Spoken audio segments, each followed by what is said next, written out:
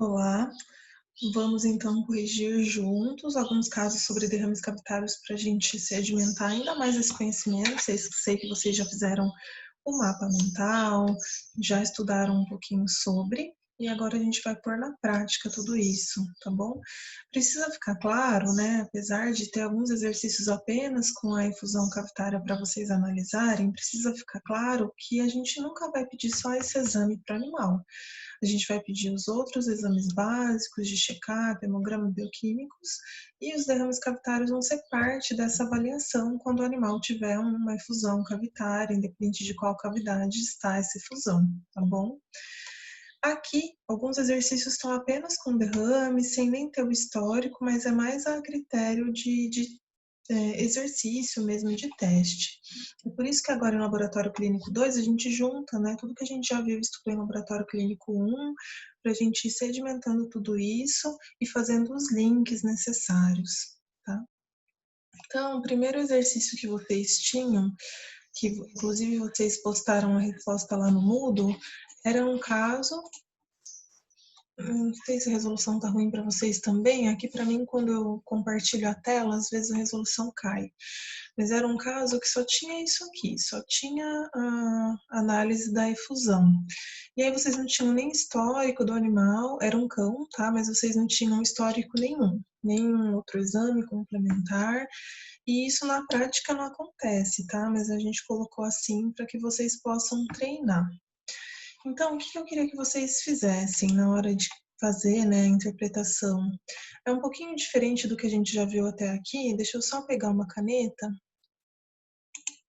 É um pouquinho diferente do que a gente viu, por exemplo, na hora de interpretar hemograma, na hora de interpretar bioquímico, que tinha um valor de referência na frente. Aqui a gente viu que não tem um valor de referência, um valor que está normal e o restante está anormal, porque você ter a efusão, ter o derrame capitário já é anormal, não é fisiológico, tá? Ter efusão, independente da cavidade. Então, isso já não é fisiológico. O que a gente tem que fazer é saber qual a classificação dentre aquelas três principais, transudato puro, transudato modificado ou exudato, e ainda daquelas classificações especiais, como quilo, efusão hemorrágica, efusão neoplásica, urina, bile, a gente pode usar essas classificações também.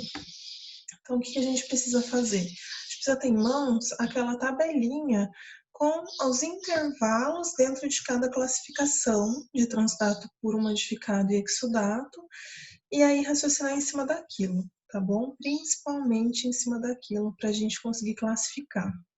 E aí, dependendo da classificação, a gente vai conseguir extrapolar e raciocinar em cima do mecanismo de formação, tá bom? Então, vocês podem ver que a gente tem exame físico, exame químico e citológico, citologia aqui, né? É muito parecido com o que a gente vê na urinálise, que também tem um exame físico, um exame químico e um exame citológico de sedimento. E aí a gente vai por partes, então. Então, a gente vai começar aqui, né, pelo exame físico. Essa fusão tinha 15 ml, vocês receberam, né, lá 15 ml, era incolor e límpido. Então, a gente já começa a pensar, né, incolor e límpido.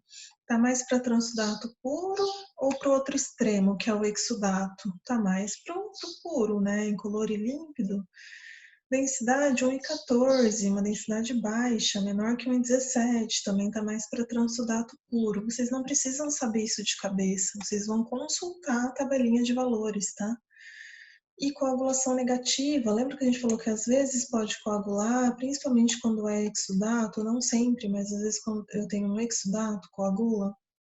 É por isso também que a gente coleta em 2 tubos, um com e outro sem anticoagulante. Na sequência, vocês ainda têm pH de 7, pH neutro, proteínas, uma cruz, mas a gente sempre vê o valor absoluto que está entre parênteses, tá? Porque é mais quantitativo, e aí a gente usa o valor numérico mesmo, para comparar com os valores que a gente tem da tabelinha, a gente já vai ver isso. Então, tem 2 gramas de proteína, também é menor que 2,5, também entra em transudato puro. Fibrinogênio menor que 200 é o que eu espero, tá bom? Para os derrames que não são exudato. Quando que eu vou ver fibrinogênio? Aqui nas efusões, quando eu tiver inflamação, quando eu tiver exudato, independente se é séptico ou não, E aí ele vai estar maior do que 200. E aí, quanto mais inflamação, maior o fibrinogênio, tá bom? Glicose, 2 cruzes. Aqui pode ou não ter o valor numérico na frente, mas o que a gente precisa interpretar? Se está ou não está presente, é simples assim. Se está presente, como a gente raciocina? Que não tem bactérias aqui consumindo essa glicose, tá? Porque ela vai estar presente nas efusões. Quando ela estiver negativa, eu raciocino em cima do fato dos micro-organismos ali presentes estarem consumindo essa glicose. Além disso, eu tenho uma cruz de sangue oculto, eu sempre relaciono esse sangue oculto com hemácias, sejam elas íntegras ou já lisadas, tá bom? E eu vejo aqui também a contagem de leucócitos, então eu realmente tinha hemácias, que pode justificar esse sangue oculto aqui, essa contagem de hemácias íntegras, né? Mas eu também tinha eritrofagocitose, também tinha hemácias que foram fagocitadas e também, então, eventualmente posso ter hemácias que sofreram lise, causando essa uma cruz de sangue oculto. E os leucócitos estavam no número de 85 por microlitro. Isso aqui, na tabelinha, vai estar como CTCN.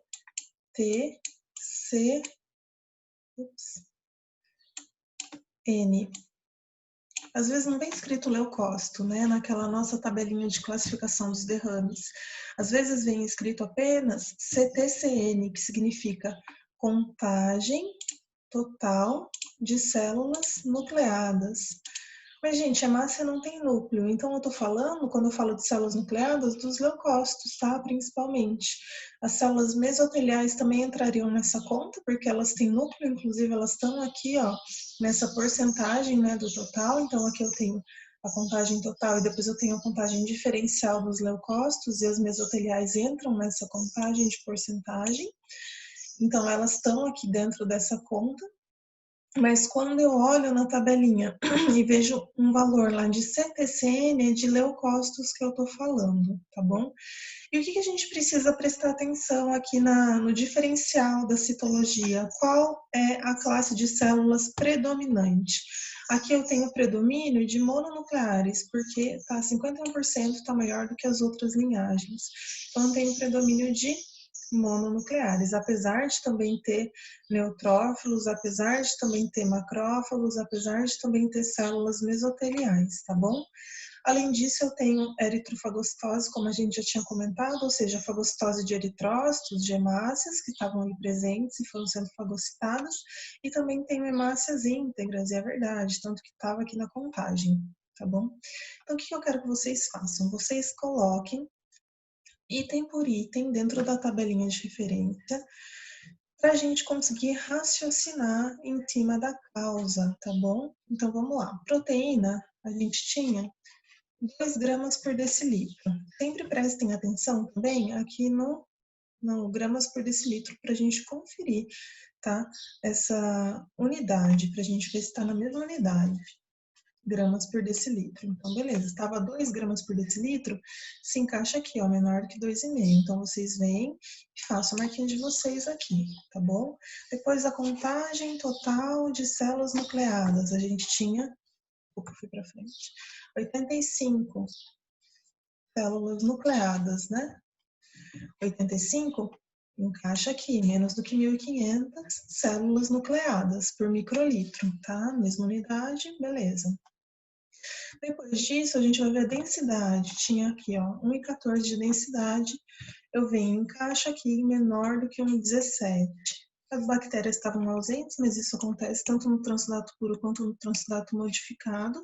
Então, só pela ausência de bactérias eu não consigo classificar entre um e outro. Então, obrigatoriamente, eu preciso fazer o meu xizinho aqui e o meu xizinho aqui. E sobre a predominância de células, vou voltar lá para vocês verem, eu tenho predomínio de mononucleares, ok? Mas eu também tenho outras células, como neutrófilos, eu também tenho hemácias, tá? Mas aí a gente vê o predomínio. Então, eu até poderia circular aqui hemácias, porque eu também tenho hemácias. Eu também tenho neutrófilos, apesar de não ser o predomínio. E às vezes, na maioria das vezes, vocês vão ter isso aqui para classificar. Vocês vão ter alguns itens que apontam para uma classificação, mas vão ter outros itens que apontam para outra classificação. E aí vocês vão ter que ver qual que fez o maior número de prevalência, né? Por exemplo, o transudato puro teve 1, 2, 3, 4, 5 itens.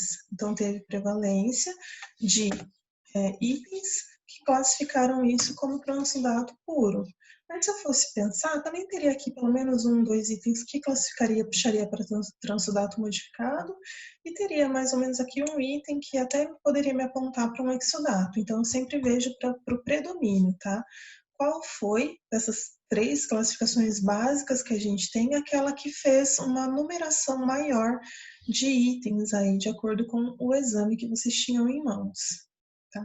Então, depois de feito isso, vocês vão olhar e vão dizer, ok, então isso é um transudato puro. E aí, a gente para por aí? Não, de forma alguma. A gente precisa, depois disso, raciocinar em cima da causa, né, que gerou esse transudato puro. E aí a gente sempre vai olhar para o caso, sempre vai raciocinar em cima da descrição do nosso caso clínico, de quem é esse animal. Aqui, como era apenas para um exercício, a gente não tinha essas informações, tá? Mas a gente então vai raciocinar o que causaria um transudato puro, a formação de um transudato puro, tá? Já que a gente não tem mais informações desse animal. Então, a gente sabe que para ter uma efusão que é um transudato puro, a gente precisa ter uma diminuição da pressão oncótica ou coloidosmótica, e para isso a gente tem uma diminuição das proteínas. E para a gente ter uma diminuição das proteínas, então eu estou tendo uma perda, ou por uma nefropatia, o que a gente chama de síndrome nefrótica, ou por uma perda gastrointestinal, então estou perdendo por uma diarreia crônica, não estou absorvendo, ou por uma anorexia extrema, ou mesmo por uma insuficiência hepática com não produção. Então, alguma causa que gere uma diminuição intensa de proteínas. Então, é esse raciocínio que a gente tem que fazer, tá? Então, não basta só a gente vir aqui e classificar um transudato puro, tá?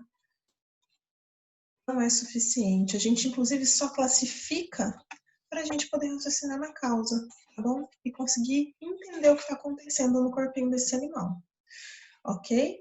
Vou pausar aqui para a gente ir para o próximo.